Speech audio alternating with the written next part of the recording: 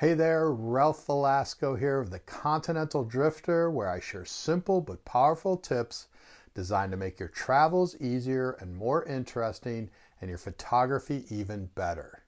If you're new here, be sure to hit that subscribe button and know that everything I talk about will be linked in the description below. In this video, I want to tell you about a cooking experience we have in central Portugal, specifically in Alvados. And this is at a wonderful place called Cooking and Nature. So be sure to stick around for that. Okay, now let's do this.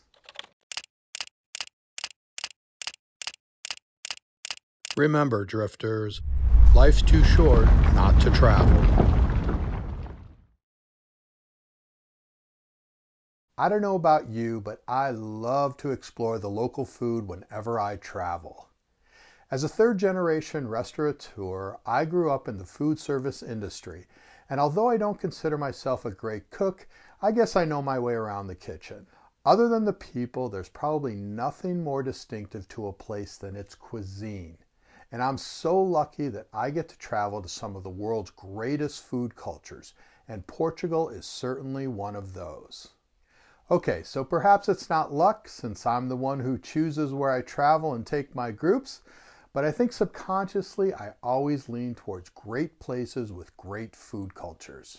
I'm sure you'll agree that food just adds a whole other dimension to the travel experience, and I often say, no one ever goes hungry on my trips.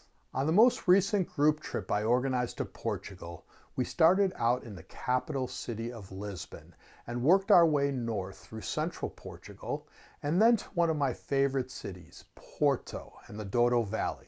Portugal is high on my list of favorite places to travel for so many reasons, but the incredible food is one of the tops for why I keep coming back. Fresh seafood, locally sourced produce, and the wonderful meats can always be expected.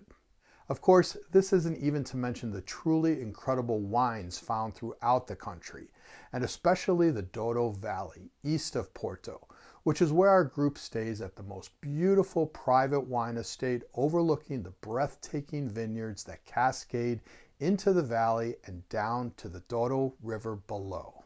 Everything about Portugal is simply off the charts, including its friendly people, wonderful history, incredible scenery, endless beaches, unique culture, and so much more.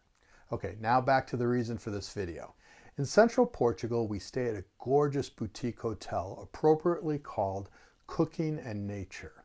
The full name is actually Cooking and Nature Emotional Hotel. And I've got to think the reference to emotional has to do with its peaceful setting and the fact that it has its own private spa where massages, yoga, and immersion tanks of 3 different temperatures are available to reconnect the soul. Cooking in Nature isn't sponsoring this video, believe me, but I can't say enough good things about this place. It's the standard to which I hold all of our accommodations. Situated near a place called Alvados, there are rolling hills, incredible valleys, gorgeous mountains, endless olive groves, traditional windmills, tiny villages with stone farmhouses, and much more. And in the springtime, which is my favorite time to travel, the wildflowers are simply everywhere. We take peaceful hikes in and around our hotel, which is purposely hidden from view to blend in with its surroundings, and is actually located within one of Portugal's many natural parks.